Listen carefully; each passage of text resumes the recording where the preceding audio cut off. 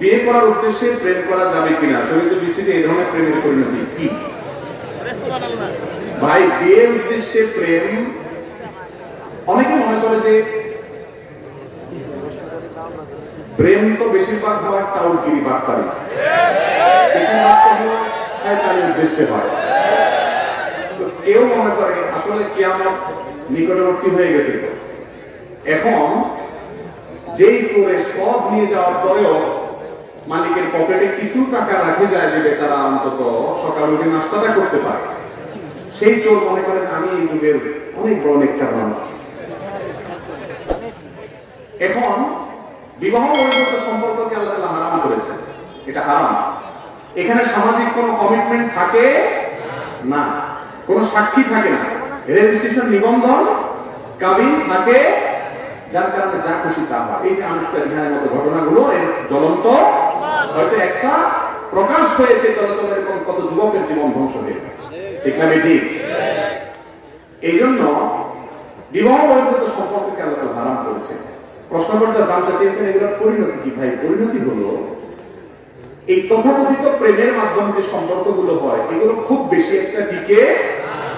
আজকাল একটা স্লোগান বের হয়েছে যে অপরিচিত একটা ছেলে মেয়ে বিয়ের পরে হঠাৎ করে তার সাথে থাকতে হওয়ার বিষয়টা কেমন হয়ে গেল, একটু আগে থেকে গেট টুগেদার, একটু বোঝাপড়া হলে ভালো, খুব ভালো।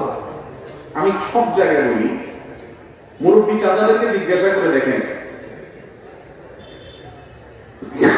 30-40 বছর আগে যারা বিয়ে করেছে, আজকালকার মতো এই তথাকথিত অবৈধ প্রেমের কোন অস্তিত্ব তখন খুব একটা ছিল?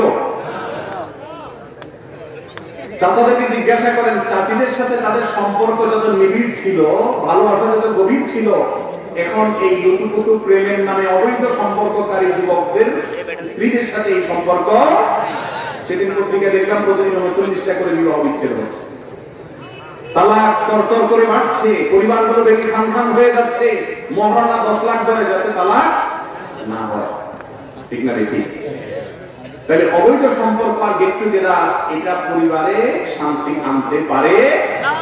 যারা নাটক সিনেমাতে সারাদিন আপনাদেরকে প্রেমের অভিনয় করে শিখায় কিভাবে প্রেম করতে হয়, কিভাবে প্রেমকে জয় করতে হয়, বাবা মা সমাজ সবার বিরুদ্ধে গিয়ে হলেও পালায় যেতে হয়, মাইদের খেয়ে হলেও প্রেমে জিততে হয়, এই ট্রেনিং যারা দেয় এই লোকগুলোর ব্যক্তিগত জীবনে, পারিবারিক জীবনে দেখেন এগুলা বেশিরভাগই 10টা-12টা করে দিচ্ছে, ঠিক না বেশি? বুঝা গেল যে অবৈধ সম্পর্কের মাধ্যমে হারামে আরাম আসতে পারে না।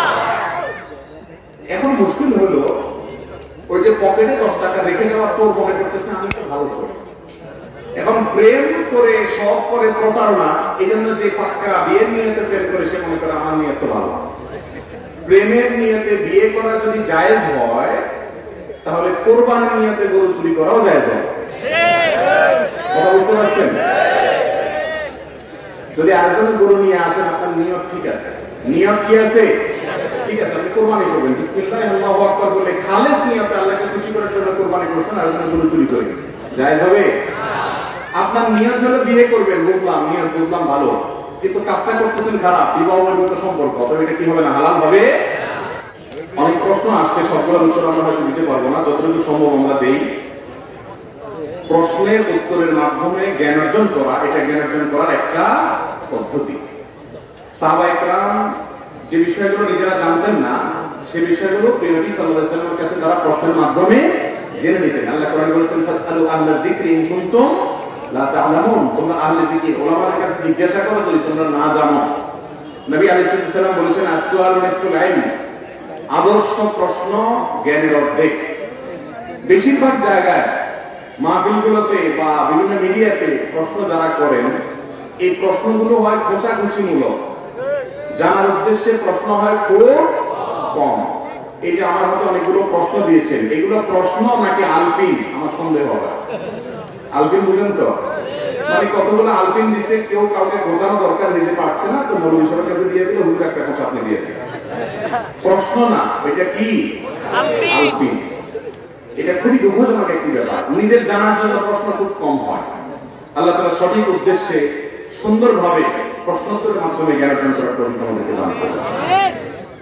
প্রথম প্রশ্ন, প্যান্টের সমস্যার অজুহাতে সালাত পরিত্যাগ করার বিধান কি? প্যান্টের সমস্যার কারণে অনেক যুবক ভাই বা অনেক বিভিন্ন বয়সের ভাইরা দেখা যায় নামাজ পড়ে, নামাজ পড়তে বললে বলে যে হুজুর প্যান্টে একটু অসুবিধা আছে না, না এরকম লোক? পুরুষ মানুষ, সুস্থ মানুষ, ডায়রিয়া রোগীও না, কিছু না, প্যান্টে কি অসুবিধা হবে? প্যান্ট অসুবিধা হতে কোনো কারণ থাকতে পারে না। প্যান্টে অসুবিধা থাকবে না। পেশাব করার পর পবিত্রতা অর্জন করবেন, পানি দিয়ে ধৌত করবেন, পবিত্র করবেন।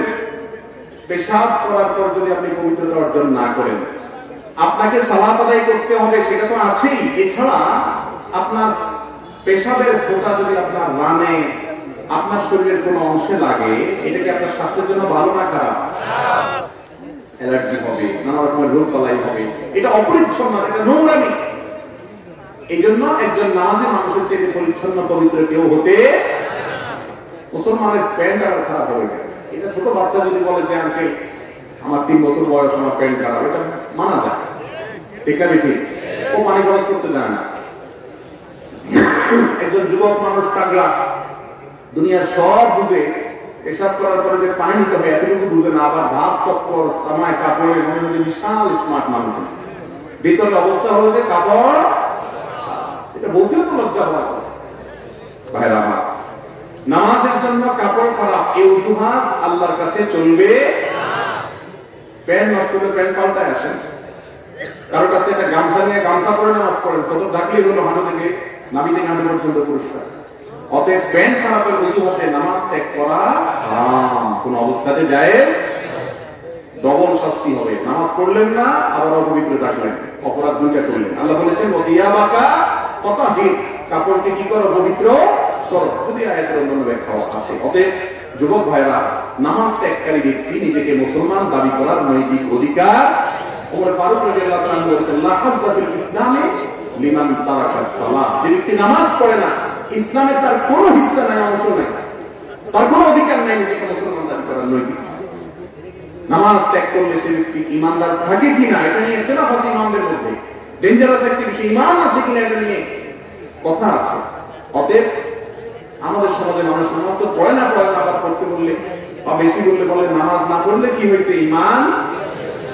ব্যাপারটা এরকম হয়ে গেল যে ব্রাশও করে না, মেসওয়াকও করে না, কিন্তু বলে ব্রাশ মেসওয়াক না করলে কি হয়েছে, আমার মুখ পরিষ্কার আছে।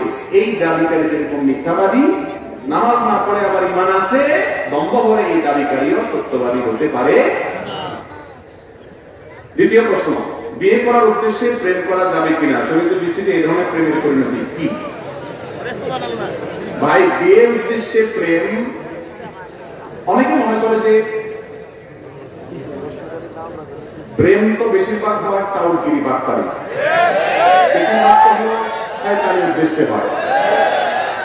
কেউ মনে করে আসলে কিয়ামত নিকটবর্তী হয়ে গেছে, এখন যেই চোরে সব নিয়ে যাওয়ার পরেও মালিকের পকেটে কিছু টাকা রাখে যায়, যে বেচারা অন্তত সকাল উঠে নাস্তাটা করতে পারে, সেই চোর মনে করেন আমি এই যুগের অনেক বড় নেককার মানুষ।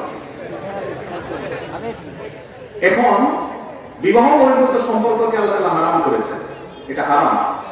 এখানে সামাজিক কোনো কমিটমেন্ট থাকে না, কোনো সাক্ষী থাকে না, রেজিস্ট্রেশন নিবন্ধন কাবিন থাকে, যার কারণে যা খুশি তা হয়। এই যে আনুষ্ঠানিক ধ্যানের মতো ঘটনাগুলো এর জ্বলন্ত, হয়তো একটা প্রকাশ হয়েছে, তবে এরকম কত যুবকের জীবন ধ্বংস হয়ে গেছে, ঠিক না? ঠিক। এই জন্য বিবাহ বহির্ভূত সম্পর্ককে আল্লাহ তাআলা হারাম করেছে। প্রশ্নকর্তা জানতে চেয়েছেন এগুলোর পরিণতি কি? ভাই, পরিণতি হলো এই তথাকথিত প্রেমের মাধ্যমে যে সম্পর্কগুলো হয়, এগুলো খুব বেশি একটা টিকে।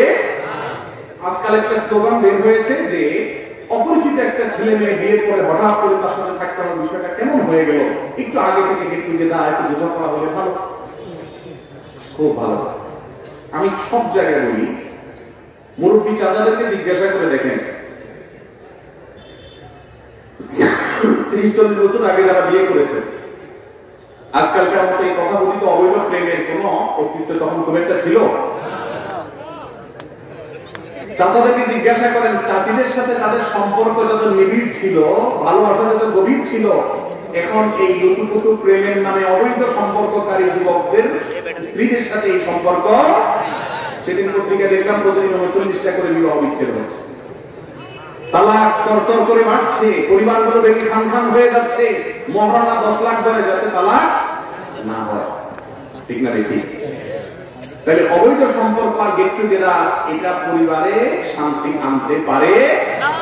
যারা নাটক সিনেমাতে সারাদিন আপনাদেরকে প্রেমের অভিনয় করে শিখায় কিভাবে প্রেম করতে হয়, কিভাবে প্রেমকে জয় করতে হয়, বাবা মা সমাজ সবার বিরুদ্ধে গিয়ে হলেও পালায় যেতে হয়, মাইদের খেয়ে হলেও প্রেমে জিততে হয়, এই ট্রেনিং যারা দেয় এই লোকগুলোর ব্যক্তিগত জীবনে পারিবারিক জীবনে দেখেন এগুলা বেশিরভাগই 10টা 12টা করে দিচ্ছে।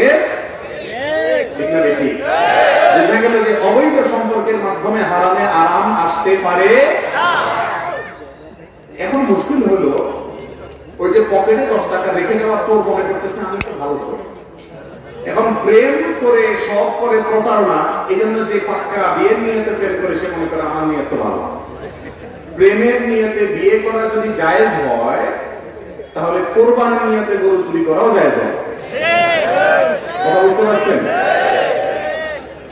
যদি আরেকজন গরু নিয়ে আসেন আপনার নিয়ত ঠিক আছে, নিয়ত কি আছে ঠিক আছে, আপনি কোরবানি করবেন বিসমিল্লাহ আল্লাহু আকবার বলে খালেস নিয়তে আল্লাহকে খুশি করার জন্য কোরবানি করছেন, আরেকজন গরু চুরি করে জায়েজ হবে? আপনার নিয়ত হলো বিয়ে করবেন, বুঝলাম নিয়ত বুঝলাম ভালো, কিন্তু কাজটা করতেছেন খারাপ, বিবাহ বহির্ভূত সম্পর্ক, তবে এটা কি হবে না, হালাল হবে? নাম্বার 3, হস্তমৈথুনের শরীয়ী বিধান কি? এক্ষেত্রে অভ্যস্তদের আত্মনিয়ন্ত্রণের উপায় কি? খুবই গুরুত্বপূর্ণ একটি প্রশ্ন। আর যুব সমাজ ধ্বংসের দ্বার প্রান্তে চলে যাচ্ছে। অনেক যুবকরা ব্যক্তিগতভাবে আমাদেরকে জানান, ভাইরা আমার, হস্তমৈথুন একটি হারাম এবং কবিরা গুনাহ। জেনা করা যেরকম গুনাহ হারাম, হস্তমৈথুন করাটাও কি হারাম। আল্লাহ রাব্বুল আলামিন কোরআনে কারীমে সূরা মুমিনুন 18 নম্বর পারার প্রথম সূরা আল্লাহ তাআলা বলেছেন ওয়াল্লাযীনা হুম আনিল লাগwi ওয়াল্লাযীনা লিফুরুজিহিম হাফিজুন ইল্লা আলা আজওয়াজিহিম আও মা মালাকাত আইমানুহুম ফাইন্নাহুম গায়রু মালুমিন ফামান ইত্তাকা আল্লাহ যালিকা ফাউলাইকা হুমুল আদুন। বৈধ স্ত্রীর মাধ্যমে যৌন চাহিদা চরিতার্থ করা ছাড়া অন্য যত পদ্ধতিতে মানুষ যৌন চাহিদা চরিতার্থ করে, হাত দিয়ে বা অন্য কোনো উপায় হস্তমৈথুনের মাধ্যমে, আল্লাহ বলেছেন তারা হলো সীমা লঙ্ঘনকারী। তারা কি? তার মানে হারাম। একটি যায়ীফ হাদিসে এসেছে লাআনাল্লাহু নাকে হাইয়াদি, যে ব্যক্তি হস্তমৈথুন করে আল্লাহ লানত তার উপর বর্ষণ হয়। যদি এই হাদিসের সনদে অনেক মুহাদ্দিসগণ আপত্তি তুলেছেন, কিন্তু এই ব্যাপারে পৃথিবীতে কোনো আলেমের দ্বিমত নাই যে হস্তমৈথুন করা একটা হারাম কাজ। একটা হারাম, এটা দুনিয়ার জন্য যেমন ধ্বংস, আখিরাতের জন্য ধ্বংস অনিবার্য।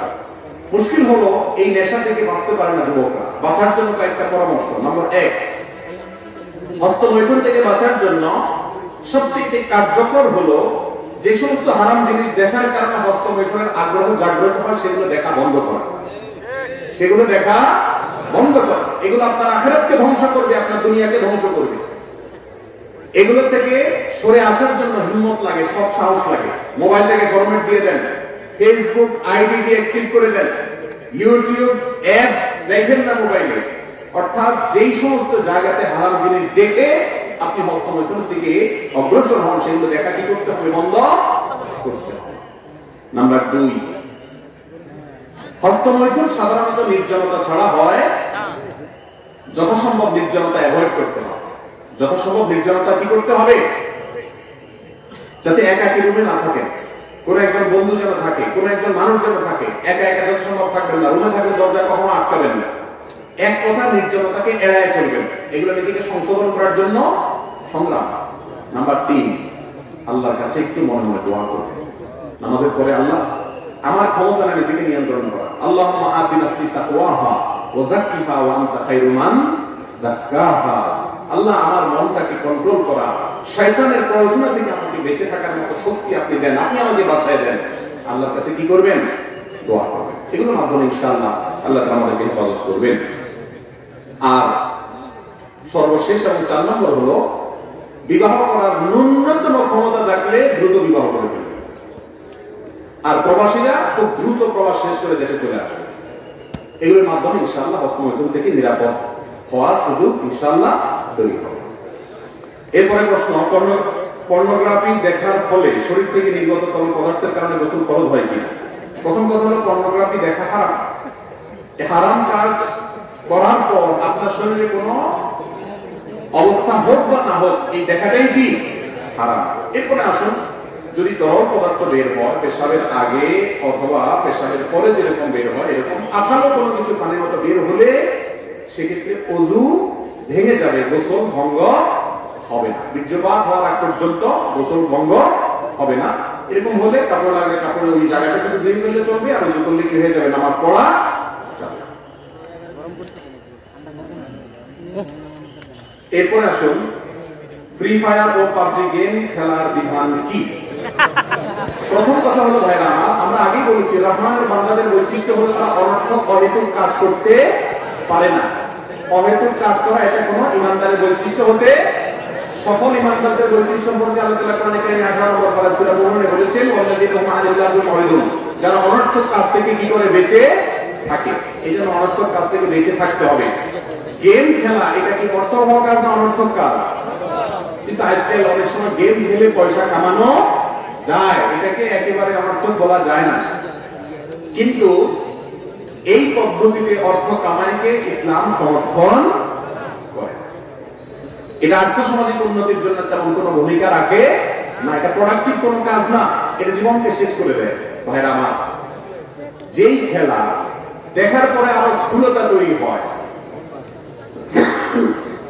যেই খেলা দেখার পরে আরো অলসতা তৈরি হয়। লুডো আমরাও ছোটবেলায় যে খেলি নাই তা তো না, কিন্তু লুডো খেলার পরে মনে প্রশান্তি অনুভব হয় না, আরো অস্থির লাগে। হারলে তো মনে হয় দুনিয়াটা শেষ করে দিবে, আরো অবস্থা খারাপ, তাই না? এই জাতীয় গেমস মোবাইলে হোক আপনার লুডো জাতীয় হোক, এগুলো খেললে মনের ভিতরে আর অস্থিরতা।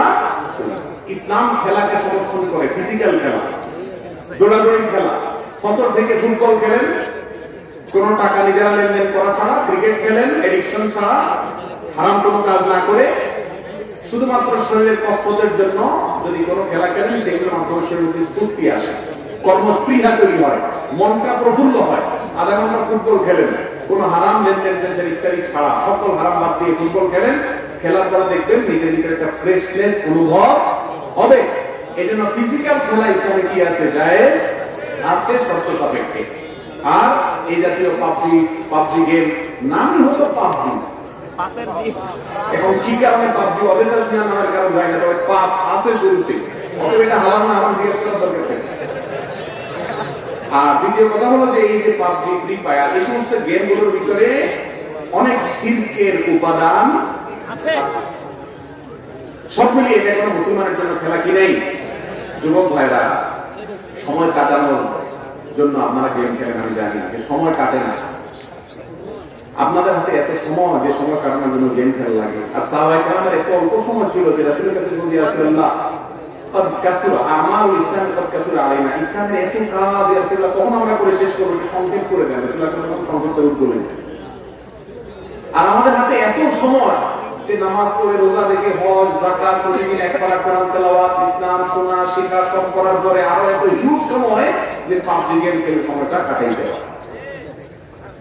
আবার ঠিকও বলে, মাহফিলের ঠিকের কোনো ঠিক নেই। জি ভাই, এগুলো জানেন এলাকার অধিকাংশ তরুণ প্রযুক্তির অপব্যবহারের কারণে এই ধরনের পর্নোগ্রাফিতে আসক্ত। আমরা প্রতিভা যুবক সমষ্টিগতভাবে বিষয়টি ছাত্রদের কাজ করছি। এরপরে আপনার পরামর্শ, দিক নির্দেশনা কামনা করছি। পর্নোগ্রাফি নিয়ে পরামর্শ চাচ্ছেন ভাই, আমরা হস্তমৈথুন নিয়ে যে পরামর্শগুলো দিয়েছি সেই পরামর্শগুলো এখানে রিপ্লেস করবেন এবং অবশ্যই নেককার বন্ধুদের সাথে থাকবেন। বিশেষ করে যুবক ভাইদেরকে বলছি, যে বন্ধু আপনার হারাম থেকে বাঁচতে শিখে, খুব কঠিন এবং এরকম যুবকের সংখ্যা খুবই কম। আল্লাহ বলেছেন, ইয়া আইয়ুহাল্লাযীনা আমানু তাকুল্লাহা ওয়া কুনু মা'আস সাদিকিন, হে ঈমানদাররা তাকওয়া অবলম্বন করার তার উপায় হলো সত্যবাদী বা ভালো মানুষদের সাথে থাকা। অতএব এই পর্নোগ্রাফি থেকে দূরে সরে আসার জন্য ভালো পরিবেশ, নেককারদের সান্নিধ্য, ভালো মানুষদের সাথে থাকার কোন বিকল্প হতে সেখানে তো প্রশ্ন মাত্র শুরু করছি না। তোমার আলোচনা শুনবেন না প্রশ্ন শুনবেন? দেখছেন জবাব নাই, আমি ফুসলেরাজি করলে তো হবে না। আচ্ছা যাক, সংক্ষেপে শেষ করি। কোন ব্যক্তি যদি অনেকের কাছে ঋণ চেয়ে ঋণ না পাওয়ার পর সুদের দ্বারস্থ হয়, তাহলে ওই সব মানুষ গুনাহগার হবে কিনা যাদের কাছে টাকা থাকার পরও ঋণ দেয় নাই? খুবই দরকারি একটি প্রশ্ন। ভাইরা আমার, কেউ ঋণ চাইলো, আপনার কাছে টাকা আছে কিন্তু আপনি দেন নাই, এছাড়া বাধ্য হয়ে সুদে ঋণ নিতে হয়েছে, তাহলে সেক্ষেত্রে আপনি গুনাহগার হবেন কিনা? উত্তর হলো, যদি ওই লোককে ঋণ না দেওয়ার কোন যৌক্তিক কারণ না থাকে, সম্পদের মোহে মায়ায় আপনি ঋণ দেন নাই, তাহলে তো আপনি অবশ্যই আল্লাহর কাছে কিছু না কিছু দায় আপনার থাকবে। তবে এর কারণে আপনি হারাম কাজ করেছেন এবং তার সুদের দায়ভার করে আপনাকে বহন করতে হবে এমন কোনো কথা নাই। কারণ ইসলামে ঋণ দেওয়াটাকে খরচ করা হয়, কিন্তু ঋণ দেওয়া অনেক বড় ইবাদতের কাজ। কোন কোন ক্ষেত্রে কোন কোন হাদিসে আসছে যে দানের চাইতে পর্যন্ত বেশি সওয়াব হয় কিসে? ঋণ দিলে। কোন কোন এই জন্য ঋণের কালচারটা আবার ফিরে আসতে হবে। যে গ্রামে গঞ্জে সুদে বিশাল বড় প্রচলন, অহরহ প্রচলন, এগুলার অন্যতম বড় কারণ হলো হালাল ঋণ দেওয়ার সিস্টেম আজ। আমরা হুজুরকে শুধু মাসালা বললে হবে না, মানুষকে হালাল ঋণ দেওয়ার সিস্টেম চালু করতে হবে প্রচলিত আইন এবং নিয়ম অনুসরণ করে। অতএব ব্যক্তিগতভাবে এক অন্যকে ঋণ দিতে সম্পদের মোহর কারণ অশক্তি জানা উচিত। মুশকিল হলো ঋণ যে দিবে, ঋণ তো নিতে পারলে আর পাওনাদারকে চিনেও না। এরপর এমন একটা ভাব যে ওই লোকটার জন্য ভিক্ষা চাইতে, এই লোকটা এখন আমাদের সমাজে ব্যাপক আকার ধারণ করেছে, তাই না? একটা হাদিস শুনে সহিহ বুখারীতে আসছে, রাসূল আকরাম সাল্লাল্লাহু আলাইহি ওয়াসাল্লাম বলেছেন, খিয়ারুকুম আহসানুকুম খায়রুকুম আহসানুকুম কাদাআ। তোমাদের মধ্যে সবচেয়ে ভালো মানুষ হলো ওই ব্যক্তি যে ব্যক্তি বাকি নেওয়ার পরে, ঋণ নেওয়ার পরে সেটাকে পরিশোধ করার ক্ষেত্রে ভালো মানুষের পরিচয় দেয়, ওয়াদা কি। দোকান থেকে একবার বাকি নিতে পারলে আর ওই দোকানের সামনে দিয়া হাঁটে না, আর চিনি না। এটা কোন মুসলমানের চরিত্র হতে। অতএব যারা ঋণ দেয় না তাদেরকে এককভাবে দোষ দেওয়া যাবে না। ঋণ নেওয়ার পরে টালবাহানা করা মাতলুল গানিয়ে যুলম। নবীজি বলেছেন, যার দেওয়ার সামর্থ্য আছে তার দ্বারা ঘোরাঘুরি করে, এটা আরেক অবিচার। অতএব ভাইরা আমার, শুধুমাত্র নামাজ কালাম পড়া, টুপি লাগানো, দাড়ি রাখা, এটার নাম ইসলাম না। এটা ইসলামের অনেক গুরুত্বপূর্ণ অংশ। ইসলামের অতীব গুরুত্বপূর্ণ অংশ হলো নিজের চরিত্র, লেনদেন, এগুলোকে ঠিক করা। অতএব ঋণ নিলে সমানত পরিশোধ যে করে তাকে নবীজি বলেছেন যে খায়রুকুম, সে তোমাদের মধ্যে উত্তম, আহসানুকুম কাদাআ। বিধায় শুধুমাত্র যে ঋণ দেয় নাই তাকে একইভাবে দোষ দেওয়া যাবে না। যারা ঋণ নেন তারাও পরিশোধ করার মানসিকতা থাকতে হবে। যিনি ঋণ দেন তিনিও আগ্রহে ঋণ দিতে হবে। আর ঋণে টাকা উঠবে কি উঠবে না, এখানে যদি ভয় থাকে, ইসলামী অর্থনীতিতে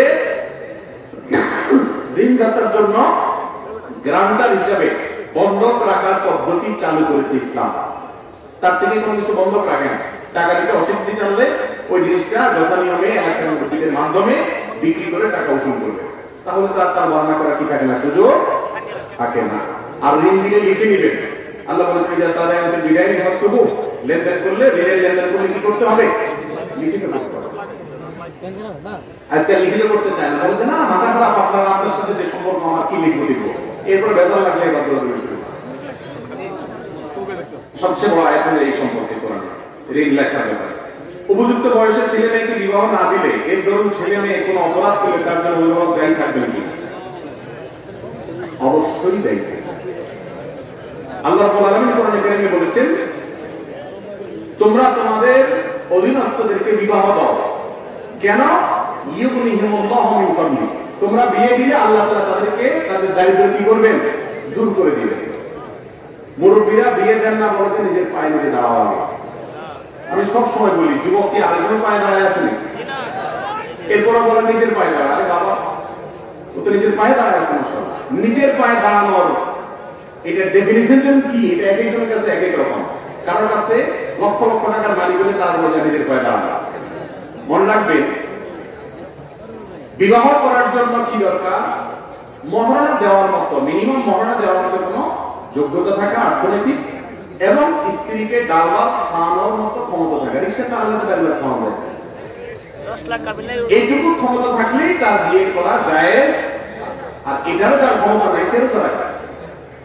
আজকাল মুরব্বীরা ছেলেদের মেয়েদের বিয়ে দিতে দেরি করতে করতে করতে করতে এত বেশি দেরি করে ফেলেন যে তারা তলে তলে অনেক হারাম সম্পর্ক করে। অবশ্যই এর দায়ভার মা বাপ এড়াতে পারবেন। বিবাহের অন্যতম উদ্দেশ্য হল চরিত্রের সংরক্ষণ, হেফাজত।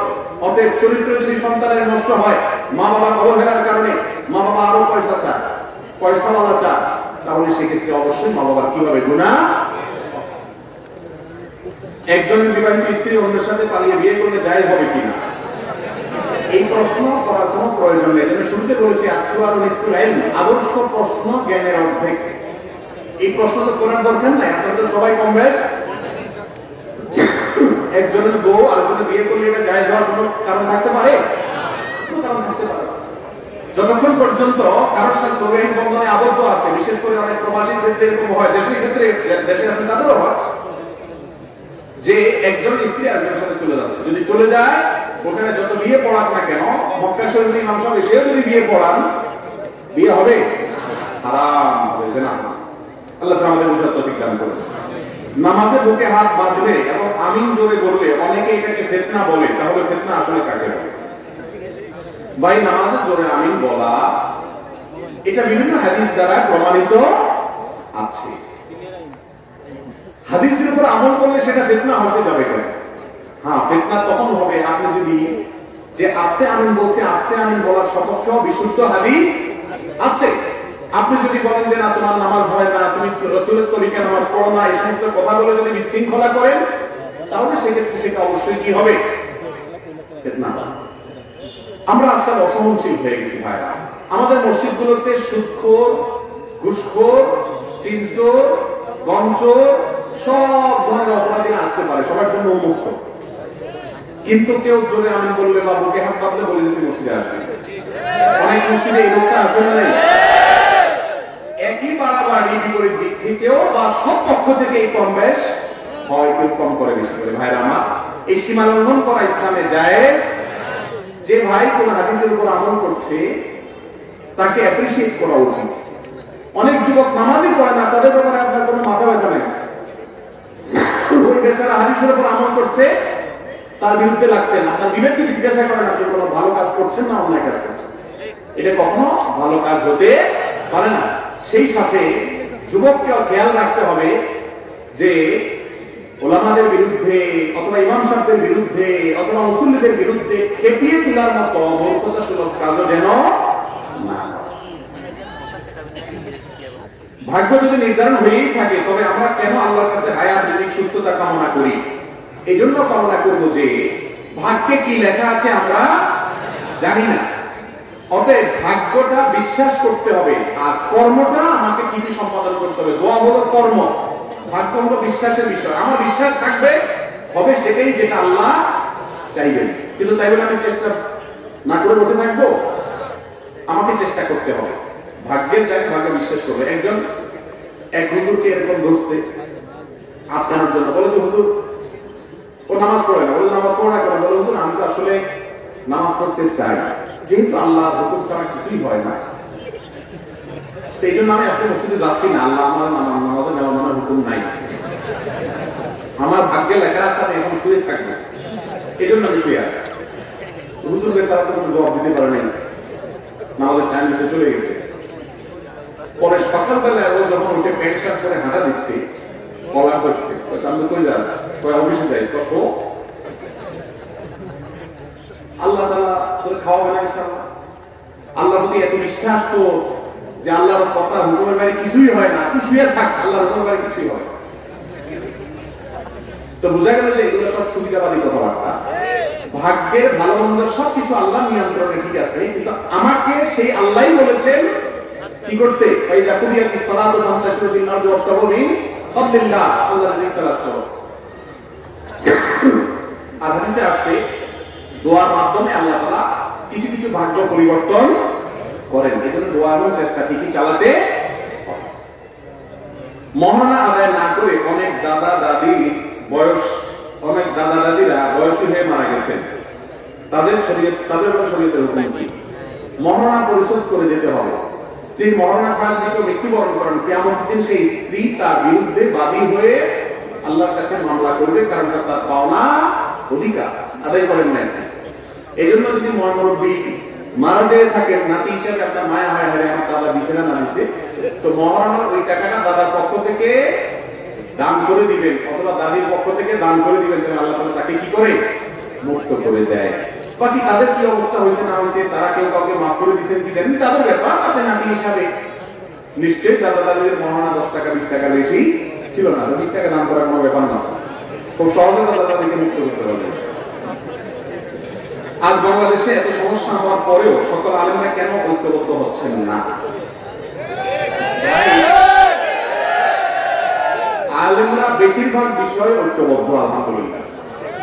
বাংলাদেশের 6 ওয়াক্ত নামাজের কথা বলা আলেম আছে কোনো? জোহরের নামাজ 6 রাকাতের পক্ষে কোনো আলেম আছে? শুধুমাত্র অনৈক্যগুলোকে অনেকে বড় করে দেখে। আমি দেখি যে 99% বিষয়ে সবাই অমিলের বিষয়গুলো বেশি না কম? কম। এই কমটাও দূরত্বটা কমে যাবে। আপনাদের একটা দায়িত্ব আছে, আর সবচেয়ে বেশি দায়িত্ব ক্যামেরা লাগবে। বলবো কোথায় আমি কি ওয়াজ করলাম না করলাম, আমি কারণ নামও নেই নাই, ইশারাও দেই না, আমার মাথায়ও নেই, ভিডিওটা এটা তার সাথে লাগাই দিলেন। কাজটা কি হালাল না হারাম? সবচেয়ে ওয়াজ বেশি শুনে ক্যামেরা লাগা। ওয়াজ শোনার পরে আবার এই যে আকাঙ্ক্ষা করেন আল্লাহর কাছে জবাব করা লাগবে কি লাগবে না? ওলামায়ে কেরামের একজনের সাথে আরেকজনকে বাঁধানোর জন্য ভক্তদের দায় অনেক বেশি।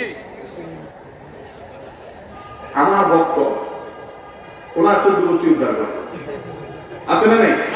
ওনার ভক্ত আবার আমার 14 গোষ্ঠী উদ্ধার। কিয়ামতের ময়দানে আল্লাহর কাছে যখন আপনি ধরা খাবেন, গালি দেওয়া কি হালাল কাজ না হারাম কাজ? আপনি যখন গালি দিলেন, ওনার ছবি বিকৃত করলেন, কিয়ামতের দিন আমি কি আল্লাহর কাছে যাই বলবো আল্লাহ এটা আমার ভক্ত, আল্লাহ কিছু করবেন না, এরকম কথা? আপনার হুজুর নিজেদের উপরে থাকবে, আপনার থেকে বাঁচাবে, নিজের আমল নিজেকে বাঁচাবে আল্লাহর রহমতে ইনশাআল্লাহ। অতএব ওলামাদের মধ্যে ঐক্য সৃষ্টি হোক যদি চান, কাউকে ভক্তি করেন ভালো কথা, অন্যের বিরুদ্ধে বিসর্জন করতে যাবেন সোশ্যাল মিডিয়াতে ফেসবুকে কোথাও লেখালেখি করবেন না, এটা আপনাদের দায়িত্ব। মানতে পারবেন ইনশাআল্লাহ? আর আমার ইউটিউবার ভাইরা বললেও লাভ হবে কিনা আল্লাহ জানে ভালো। আপনারা এই যে ভিডিও কাটাকাটি করা, ভাই ভিউ একটু বেশি হবে, কিন্তু আল্লাহর কাছে যাওয়া লাগবে না, সেটা মাথায় রেখে এক্সচেঞ্জ করে পয়সা হয়তো কয়েকটা বেশি পাবেন, বুঝলাম, কিন্তু এটা কেন আল্লাহর কাছে জবাবদি করতে হবে কি হবে না? আল্লাহ আমাদেরকে সবাই তার ভয় অন্তর ধারণ করার তৌফিক দান করুন। ফজরের আযান আগে কোরআন তেলাওয়াত দুরূদ শরীফ পড়া যাবে কিনা বা গজল বলা যাবে কিনা, আযান আগে কোনো কিছু বলার কোনো নির্দেশ ইসলামে নাই।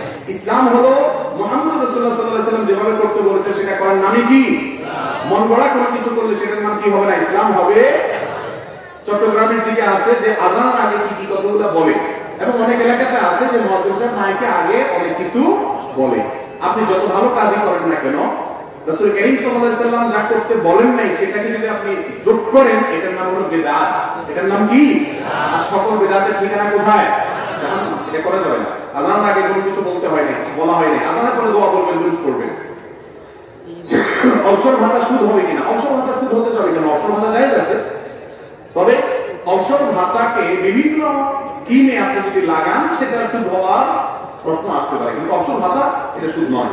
বিবাহের পর একদিন সংসার করার পর জানতে পারলে সব ভাই বোন এখন ইসলামের বিধান কি, এটা তো আগে থেকে জানা উচিত ছিল, এটা ত্রুটি হয়েছে। যদি এটা পরে জানা যায় সঙ্গে সঙ্গে বিচ্ছিন্ন হয়ে যেতে হবে, কারণ সব ভাই বোনের সাথে বিবাহ কি নাই? জায়েজ নাই। ইসলামের দৃষ্টিকোণ থেকে বিয়ের আগে তো প্রেম করা হারাম, কিন্তু যারা প্রেম করে বিয়ে করে তাদের বিয়ে কত পার্সেন্ট হারাম? ভাই এটা তো উত্তর আমরা দিয়ে ফেলেছি। তারপরে শুধু এটুকু বলি যে বিবাহ যদি করে, অনেকে মনে করে আপনার কালো টাকা সাদা করার একটা সিস্টেম আছে না, তো মনে করে যে বিয়ে করার প্রেম করার পরে বিয়ে করে ফেললে বোধ হয় আগের গুলো সব সাদা হয়ে যায়। না, এটা ভুল কথা। যদি বিয়ে করেন তাহলে বিয়ে করছেন ভালো কথা, কিন্তু আগে যে আকাম কুকাম করছেন সেটা বিয়ের কারণে মাফ হবে। জামাই বউ দুজন আল্লাহর কাছে চোখের পানি ফেলে মাপ চান আর লজ্জিত হন, নির্লজ্জের মতো হারাম কাজ করেছেন, আল্লাহর কাছে মাপ চাইতে হবে। বিয়ে করলে আগেটা কি হয়ে যাবে না? হালাল হয়ে যাবে না, বিবাহ হয়ে যাবে, সমস্যা নেই। ধূমপানের ক্ষতি কি কি? ধূমপান করা কি হারাম? ধূমপান মানুষের স্বাস্থ্যের জন্য ক্ষতিকর, ইসলামের জন্য ক্ষতিকর কোনো কিছু মানুষের গ্রহণ করা খাওয়া জায়েজ নাই। আল্লাহ তাহলে যদি শেষ করিও না, ধূমপান এটা ক্ষতিকর কিছু নেওয়া জায়েজ নাই। টাকা ফিক্স করে এসে বয়ান করাটা কতটা জায়েজ? ভাই দেখুন এই প্রশ্নটা দেখলে হয়তো উত্তর দিতাম না, উনি উত্তর কেন দিতেন না? কারণ হলো এই সমস্ত প্রশ্ন অনেক লম্বা কথা উত্তর দিতে আমার সময় নেই, তারপরে সংক্ষেপে বলি যে যে কাজে টাকা নেওয়া যায় সে কাজে চুক্তি করাও না জায়েজ হবে, নেওয়াও জায়েজ হবে না, চুক্তি করাও কি হবে না, জায়েজ হবে। মৌলিক ভাবে ওয়াজ মাহফিলে আসার আগে টাকার চুক্তি করা না দিলে ঝগড়াঝাটি করা, এটা কোনো আলেমের ইসলাম প্রচারকের শান হতে পারে না। রাসূল আকরাম সাল্লাল্লাহু আলাইহি ওয়াসাল্লাম তো দ্বীন প্রচার করতে গিয়ে মাইর খাইছেন। আপনারা তো আমাদেরকে একটু মাত্র করিয়ে দেন না, বলো আলহামদুলিল্লাহ, আমরা পয়সা হবে না, সেখানে চুক্তি করতে হবে না। কিন্তু মুশকিল হলো চুক্তিটা আসলে অনেক সময় সাদে করে না। আমি চট্টগ্রামে এক জায়গায় গেছি, অনেক দেখে মাহফিলটা আমি সব শেষ করে আমরা এসে বাসে উঠে আমি সবাই দিয়ে বুঝে যান। আরে ভাই বললাম যাবো, আমার বাসের ভাড়া তো দিতে হবে, বাসের ভাড়া যদি না দাও আমার তো প্রতিদিন মাহফিলে যাওয়া লাগে, আমি বাংলার জন্য বেশি মাছ করি। এখন মুশকিল হলো যে আয়োজকরাও অনেক সময় দায়িত্বশীল আচরণ করেন না, আবার আলেমরাও আলেমের শানের থেকে বাইরে হয়ে যায়। এটাকে পয়সা কামানোর মাধ্যম বানায় হয়েছে। এটা কখনো কোনো আলেমের শান হতে পারে না। আমি তো বলি যে এক জায়গায় কম দিলে আর জায়গায় একটু বেশি দিয়েছে, আলহামদুলিল্লাহ গড় সমান হয়ে যাবে। কিন্তু আয়োজকদেরও দায়িত্বশীল ভূমিকা রাখা উচিত। অনেক ওলামা একরাম দেখা যায় যে ওয়াজ মাহফিল করতে গিয়ে কয়েকদিন আগে কোনো আলেম জানে গাড়ি অ্যাক্সিডেন্ট করে নতুন গাড়ি শেষ হয়ে গেছে, না এরকম অনেক ওলামা একরাম আছে। মনে হাসান জামিল সাহেব একবার দেখলাম যে মাহফিল থেকে আসার সময় গাড়ি শেষ হয়ে গেছে, গাড়ির দাম তো। এই জন্য মাহফিলের আয়োজকরাও দায়িত্বশীল ভূমিকা রাখা উচিত। মাহফিলের নাম দিয়ে লাখ লাখ টাকা উঠাইয়া হুজুরের কোন রকম বিদে দেখে দেখে বাকিগুলো বাজার করে নিয়ে নিলেন, অথবা বাকিগুলো দিয়ে অন্য কোনো কাজ করলেন। ভালো করে শুনে রাখেন, মাহফিল আয়োজকরা অনেক সময় টাকা উঠাইয়া টাকা বাঁচায়, ইচ্ছাকৃত টাকা বাঁচাইয়া লাগবে 2 লাখ, উঠাইলেন 5 লাখ, বাকি 3 লাখ আপনি অন্য তথাকথিত ভালো কাজ করলেন, এটা কিন্তু জায়েজ। হ্যাঁ, আপনি কার্পণ্য করলেন না, এরপরও কিছু থেকে গেছে, সেটা দিয়ে যে কোনো ভালো কাজ করতে পারেন। কিন্তু আপনি প্ল্যান করেছেন, মানুষ থেকে নিয়েছেন, মাহফিলের কথা বলে আপনার উদ্দেশ্য হলো 10 টাকা খরচ করে 20 টাকা বাঁচাবো, আমার অন্য কোনো টার্গেট আছে, এটা হলো প্রতারণা, এটা জায়েজ না। অতএব শুধুমাত্র হুজুরদের বিরুদ্ধে মাসালা ঢুকে দিলেন, আয়োজনের বিরুদ্ধে বিচারটা হবে। আল্লাহ আমাদের সবাইকে আল্লাহর ভয় লালন করার তৌফিক দান করুন। তবে এইভাবে টাকা হাঁকাইয়া এবং এটা নিয়ে বার্গেনিং করে বাড়াবাড়ি করে ওয়াজ মাহফিল করা কোনো আলেমের শান হতে পারে না। আমি আপনার কাছে জানতে চাই, যারা বিভিন্ন কোম্পানির কাছ থেকে ডাক্তাররা বিভিন্ন কোম্পানির কাছ থেকে নগদ টাকা উপঢৌকন গ্রহণ করার বিনিময়ে ওই কোম্পানির প্রোডাক্ট লিখেন, এটা শরীর সম্মত কিনা, বিষয়ে আমাদের একটা ভিডিও আছে, এটা দেখে নিতে পারেন। সংক্ষেপে শুধু এটুকু বলি, ডাক্তারদের জন্য ঔষধ কোম্পানি গিফট, টাকা পয়সা, বিভিন্ন সুবিধা দিয়ে এগুলো গ্রহণ করা জায়েজ নাই। গ্রহণ করার একমাত্র পদ্ধতি হলো নতুন একটা প্রোডাক্ট কোন কোম্পানি বের করেছে, ডাক্তারকে সেটা পরিচিত করার জন্য স্যাম্পল দিয়েছে, এটুকু জায়েজ হতে পারে। কিন্তু আমাদের দেশে যেটা হয় আমরা জানি। এই বিষয়ে আমি একটা ভিডিওতে কিছু কথা বলেছি, বলার পরে বাংলাদেশের একজন এনবিআর একজন কমিশনার উনি আমাকে ফোন করে বলতেছেন, ভাই আপনার ভিডিওটা হয় নাই। বললাম কেন? বলতে আপনি প্রকৃত অবস্থা যদি জানতেন আর কড়া করে বলতেন। উনি বললেন যে আমি এক ঔষধ কোম্পানির মালিককে ডাকে আনছি আমার অফিসে, এটা মায়ের ছাড়া বাকি সবকিছু তাকে দিচ্ছি, কারণ আমার ওয়াইফের একটা অ্যান্টিবায়োটিক কিনতে গেছি 95 টাকা করে। আমি খোঁজখবর নিয়ে দেখলাম যে ওইটা কস্ট মাত্র 15 না 20 টাকা, আর বাকিগুলো যাই হলো এই উৎকোষ ডাক্তারদেরকে এমনি সামনে দিতে দিতে গরিব রোগীদের ক্ষতি হয়।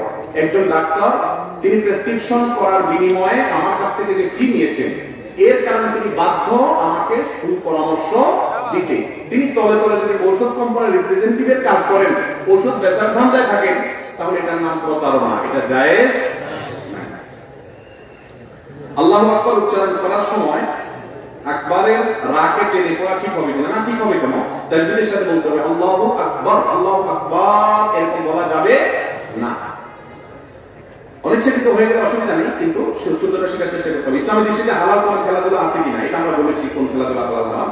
বাবার 3 সন্তানের মধ্যে প্রথম সন্তানের নামে কিছু জমি বাবা লিখিত দেওয়া হয়েছে, বাকি 2 সন্তানকে কিছু সম্পত্তি ওসিয়ত করে গেছে। বাবা মারা যাওয়ার পর বড় সন্তান ওসিয়ত মানতে রাজি না, এই সমস্যার ইসলামিক সমাধান কি হবে? বাবা যদি জীবদ্দশায় একটা সন্তানের নামে ওসিয়ত করে যান যে তাকে এই সম্পদটা তোমরা দিও, তাহলে বাবা হারাম কাজ করেছেন, বাবা হারাম কাজ করেছেন। নোমান বিন বাশীর রাদিয়াল্লাহু আনহু বাবা তার এক সন্তানকে কিছু সম্পদ দিয়েছেন, এসে রাসূলের কাছে বলছেন, ইয়া রাসূলুল্লাহ, আমার ছেলে কেটে দিয়েছেন। তিনি বলেছেন, তোমার তো আরো সন্তান আছে, সবাইকে সেভাবে দিয়েছেন সমানভাবে? বলে, ইয়া রাসূলুল্লাহ, দেই নেই।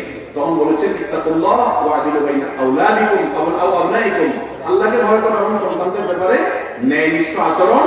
অনেক বাবা মা, বিশেষ করে গ্রামাঞ্চলে, ছেলে মেয়ে যাদের সাথে লাইনের কাছে ওখানে ধরে কিছু লেখা দেয়, আরাম কেউ তোমাদের আল্লাহর কাছে দাঁড়াইতে হবে।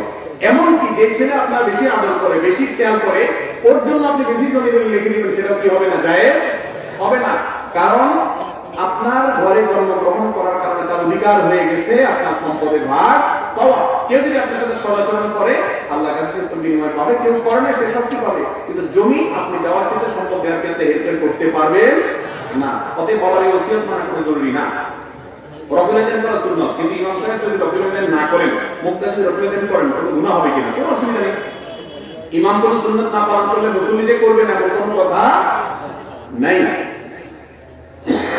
জানাজায় দাঁড়িয়ে এমনি ওয়াজহাতে পড়া জায়েজ আছে কিনা? জানাজা বলতে জায়নামাজে বলছেন, জায়নামাজে দাঁড়ানোর দোয়া হবে এমনি ওয়াজহাতে, আমাদের দেশে প্রচলিত আছে। আমি বলি ভাই, রাসূলের যুগে জায়নামাজই ছিল না, দোয়া থাকবে। জায়নামাজ ছিল রাসূলের সাল্লাল্লাহু আলাইহি যুগে, তাহলে দোয়া পড়বো করতে ইন্নি ওয়াজহাতু, এটা আমাদের দোয়া ইস্তেফতাহনা। সুবহানাকাল্লাহুম্মার জায়গায় কি বলবেন? ইন্নি ওয়াজহাতু পড়বেন পারলে, কিন্তু জানাজাতে দাঁড়ানো কিনা আলাদা কোনো দোয়া নাই। এটা বুখারী কায়দাতে আছে বা বিভিন্ন বই পুস্তকে আছে, কোরআন হাদিসে কোথাও। আমাদের দেশে মেয়ে বিবাহ দেওয়ার পরে বিভিন্ন সময় নানা ধরনের উপঢৌকন পাঠানো হয়, যেমন শীতের নাস্তা, কোরবানি, গরুর মাংস, মশলা ইত্যাদি। এগুলো সম্পর্কে কি বলবেন? মেয়ে বিয়ের পরে বিভিন্ন ধরনের উপঢৌকন পাঠানো হয়। দেখেন, আমি সবসময় বলি এই কথাগুলো, মেয়ে বিয়ের পরে যৌতুক নেওয়া, সেটা পিঠার নাম দিয়ে হোক, ফলের নাম দিয়ে হোক, এটা হলো সবচেয়ে বড় নির্লজ্জতা এবং নিকৃষ্ট ডাকাতি। নিকৃষ্ট ডাকাতি। ঠিক বলে জোগাড় দিয়ে লাভ নেই। যুবকরা হিম্মত করেন, আমার বিয়েতে শ্বশুরবাড়ি থেকে কোনো সুতাও নেব না ইনশাআল্লাহ। মুরব্বীরা নিয়ে থাকলে ফেরত দিয়ে দেন, সেই বলতেছেন, নিয়ে থাকলে ফেরত দেন। দেখেন ভাইরা, আমার বিয়েতে আমার শাশুড়ি একটা ফ্রিজ দিয়েছে, তখন 10,000 টাকা দামের একটা ফ্রিজ দিয়েছে। আমার ওয়াইফকে বলছি, এটা আমি তো ঘরে ঢুকতেই দেবো, এটা ফেরত দিয়ে আসতে হবে। সে অনেক জোরাজোরি করে এটা দিচ্ছে। আমি 3-4 বছর ব্যবহার করার পরে, হাদিয়া দিচ্ছে, এখন কিছু করার না করে 3-4 বছর ব্যবহার করার পরে আমি 2009 সালে যখন সৌদি আরব চলে যাই, ওইটা আবার পোস্ট করে শাশুড়ির বাসায় দিয়ে আমি চলে গেছি। আমি কালকেও না ফেরত দিই। যুবকরা বা মুরব্বীরা অনেক সময় করে কি জানেন? মাসলা ঘুরে নেয়। ছেলে যখন, মেয়ে যখন বিয়ে দেয়, তখন এই মাসলাগুলো খুব ভালো করে বলে, হুজুর ভিডিওটা খুঁজে দেখায়, বেশা দেখেন তো কি বলছে হুজুর। কিন্তু আবার নিজের ছেলেটা যখন বিয়ে করায়, তখন আবার আমটা করে, কোন না খুশি হয়ে দিতে যায়। এই রোগটা আমাদের মধ্যে আছে না নাই? যৌতুক অভিশাপ, যৌতুক সামাজিক অভিশাপ। দিনদার কপালে সিল লাগাই ফেলছেন চিন্তা করতে করতে, এই সিলে কোনো কাজ হবে না যদি এই যৌতুক নেন। লজ্জা থাকা উচিত। মেয়ের বাপ, অন্যদিক চলে যাওয়ার কথা আমি শেষ করি। মেয়ের বাপ মেয়েটাকে জন্ম দেওয়ার পরে বড় করা পর্যন্ত লক্ষ লক্ষ টাকা ইনভেস্ট করছে কি করে মেয়ের জন্য। আপনি ছেলে তো শ্বশুর মশাইকে দিয়ে বলা উচিত, আব্বা জান, এই মেয়েরে পড়াইছেন, এমএ পাস করেছেন আপনি, আর ওই এমএ পাসের সার্ভিসটা দিচ্ছে আমার ঘরে একটা বাচ্চা কাচ্চা পড়াচ্ছে, ঠিক না বেঠিক? অসুস্থ ছিল, সুস্থ করছেন আপনি, এখন কাজ করতেছেন আমার বাসা, ঠিক না বেঠিক? সব পয়সা খরচ করলেন আপনি, সার্ভিসটা দিচ্ছি আমি। অতএব কত খরচ হয়েছে বলেন, মানুষের মূল্য তো দিয়ে পারা যায় না, অন্তত সার্ভিস ফি বা খরচগুলো অন্তত দিই। এটা করা উচিত যুবকদেরকে। উল্টে আরো বেহায়ার মতো বলে যে মেয়ে জন্ম দিচ্ছ কেন? এই জন্য তোমার শাস্তি, পিঠা দাও, আম দাও, কাঁঠাল দাও, নির্লজ্জের মতো। এর থেকে ভিক্ষা করা অনেক বেশি উত্তম। কোরবানি গরু দেয়। আবার বিয়ের সময় মেয়ের বাড়িতে কতজন যাবে সেটা নিয়ে বার্গেনিং করে, 500 লোক যাবে, 600 লোক যাবে। খানার এত কল পড়ে গেছে, এত নির্লজ্জ হইতে হবে না। নাম রাখতে বরযাত্রী, আমি বলি বরযাত্রী, বরযাত্রী বর। বিয়ের মধ্যে একটা খাওয়া আছে শুধু, মেয়ের বাড়িতে হবে। ঠিকঠাক বলে চিল্লাবেন, কিন্তু কাজের বেলাতে কিছু হয় না, সবই তো হয় তলে তলে সবাই করে। হিম্মত করবেন? আমি আলহামদুলিল্লাহ বলতে পারি, যে কথাগুলো বলছি এগুলো সবগুলো আমার বিয়ে আমি অ্যাপ্লাই করেছি। আমার শ্বশুরবাড়ি থেকে বলছি যে বাবা মেহমান কজন আসবে, আমি বললাম আমার বাপ ওইভাবে হিসাবে থাকবে, আমার মামা থাকবে, 2জন সাক্ষী লাগে, 2জন থাকবে, আমি 3 নম্বর আলহামদুলিল্লাহ। বহু জোরাজোরি করে, কান্নাকাটি করে, কোন রকম টেনে টুনে 8 জন না 9 জন বেশি। এরপরে অনেক যুবক আছে যে মেহমান নিয়ে শ্বশুর হয়ে যায়, এমন নির্লজ্জ। যাক, আমি এদিকে আর যাচ্ছি না, এগুলো হারাম কাজ, এগুলো যায় না। যৌতুকের বিরুদ্ধে সংগ্রাম করতে হবে। শুধু কপালে সিল লাগানো দিনদারি না, নামাজ পড়বেন আর এগুলো ঠিক করবেন। করবেন তো ইনশাআল্লাহ? ইসলামিক পোশাক বলতে কি বোঝায়? সতর ঢাকা কি ইসলামিক পোশাক না? শুধুমাত্র পাজামা পাঞ্জাবি কি ইসলামিক পোশাক? এই বইটা কিনবেন, এত চমৎকার একটা বই, সবার পড়া উচিত। এখানে স্যার রাহমাহুল্লাহ অমুসলিমদের অনেক গবেষণার কথা উল্লেখ করেছেন। সংক্ষেপে এটুকু বলি, ইসলামিক পোশাক বলতে বিশেষ কোন টাইপের পোশাক নাই। এই যে জুব্বা পাঞ্জাবি পরছি আমরা, এগুলো কোন ইসলামিক পোশাক বলতে কোনো কিছু না। ইসলামিক পোশাকের কিছু ড্রেস কোড দেওয়া আছে, যেমন পুরুষরা মেয়েদের মতো পোশাক করবে না, সতর থাকে এরকম পোশাক করবে, অমুসলিমদের মার্কা বহন করে এমন কোন পোশাক করবে না। আজকাল দেখবেন পাঞ্জাবির সাথে ওড়না পাওয়া যায়, আছে কি নাই? ওড়না থাকলে মেয়েদের, ওদের পাঞ্জাবির সাথে ওড়না থাকলে এটা কি নাই? জায়েজ নাই, এটা মেয়েদের থাকবে। এখন মেয়েদের পাঞ্জাবিতে ওড়না তো থাকে না, পাঞ্জাবিতে না কি বলে, এদের জামাতে ওড়না থাকে না। ওড়না চলে আসে কাদের? পুরুষের পাঞ্জাবি। শয়তানে এটা একটা ওইটা লাগাই দিচ্ছে, তো এটা জায়েজ নাই। কিন্তু বিশেষ কিসিমের পাঞ্জাবি, থানা, গোল, জুব্বা এরকম কোন নির্দেশনা ইসলাম দেয় নাই। শার্ট প্যান্ট পরে একজন মানুষ ইসলামী পোশাক করতে পারে যদি ওই শর্তগুলো সে পালন করে চলে, তাকে কিছু যেন না যায়। মেয়েদের ক্ষেত্রে পুরুষের সাদৃশ্য হবে না, বাজে মেয়েদের কোন মডেলদের কোন অনুসরণ করবে না, এবং পর্দা প্রসিদ্ধা থাকে এরকম পোশাক করবে, অতিরিক্ত পাতলা পোশাক করবে না। এ হলো ইসলামের ক্ষেত্রে পোশাকের ক্ষেত্রে ড্রেস কোড। গোসল করার পর যদি তার মনে পড়ে গোসলের প্রথম দুইটা ফরজ তিনি আদায় করতে ভুলে গেছেন, পরবর্তী মনে পড়লো কুলি করে এবং নাকে পানি প্রবেশ করলে তার গোসল ফরজ হয়ে যাবে কিনা? হয়ে যাবে, তার থেকে রক্ষা করা জরুরি না। গোসল করে ফেলছেন, শরীরে পানি দিয়ে ফেলেছেন, পরে কুলি করছেন, নাকে পানি দিচ্ছেন, কোনো অসুবিধা নাই, হয়ে যাবে। অনেকে দ্বিতীয় বিয়ের বিধান কি? দ্বিতীয় বিয়ে সামর্থ্যবান পুরুষের জন্য জায়েজ আছে যদি বইয়ের মাধ্যম ইত্যাদি সামলানোর ক্ষমতা থাকে, আর সবচেয়ে বড় কথা হলো যদি ইনসাফ করার ক্ষমতা থাকে। বিয়ে দুটো তিনটা করবেন, একটা খোঁজ খবর নেবেন না, এটা জায়েজ নাই। আল্লাহ তাআলা বলেছেন ফাইনফিকতুম আল্লাহ তাআদিলু ফাওয়াহিদা, আপনি একাধিক বিয়ে করলে স্ত্রীর অধিকার আদায় করতে পারবেন কিনা সেই ক্ষমতা যদি আপনার না থাকে, হয় তাহলে আপনার জন্য একটা করা যায়, দুইটা করা যায়। এদেশে একাধিক বিয়ে অনেক রিকশাওয়ালা ভাইরা, অনেক শ্রমিক ভাইরা, অনেক সাধারণ মানুষ নামাজ কালাম নাই, দিনদারি নাই, ইসলাম বুঝে না, দুটা তিনটা বিয়ে করে এক একটা ভালো লাগছে খবর নেয় না। এরা একাধিক বিয়েকে কি করে ফেলেছে? বদনাম করে ফেলেছে। বাংলাদেশের ছেলের সংখ্যা বেশি না মেয়েদের সংখ্যা বেশি? মেয়েদের সংখ্যা বেশি, বেশি মানে অনেক বেশি। অতএব যদি একাধিক বিয়ে অ্যালাউড না হতো ইসলামে, তাহলে তো সব মেয়ের বিয়ে হতো। তবে না, এক্ষেত্রে অবশ্যই যথাযথ নিয়ম অনুসরণ করতে হবে। অনেকে কাজের মেয়ে অথবা বান্ধবী বা দীর্ঘদিন সম্পর্ক রেখে যোগাযোগ করে, দেখা করে, মোবাইলে কথা বলে, একসাথে রিক্সায় ঘুরে এরপরে দ্বিতীয় বিয়ে করলে জায়েজ হবে কিনা? এটা কেমন প্রশ্ন হলো ভাই? এটা আমরা বলেছি বিবাহ বহির্ভূত সম্পর্ক হালাল না হারাম? হারাম। বিয়ে বহির্ভূত সম্পর্ক করলেন এক হারাম কাজ করলেন, আবার বিয়ে করবেন ওয়াদা দিয়েছেন, আবার সে ওয়াদা খেলাপ করেছেন, আরেক হারাম কাজ করেছেন। কাম কয়টা করেছেন? হারাম দুইটা করেছেন।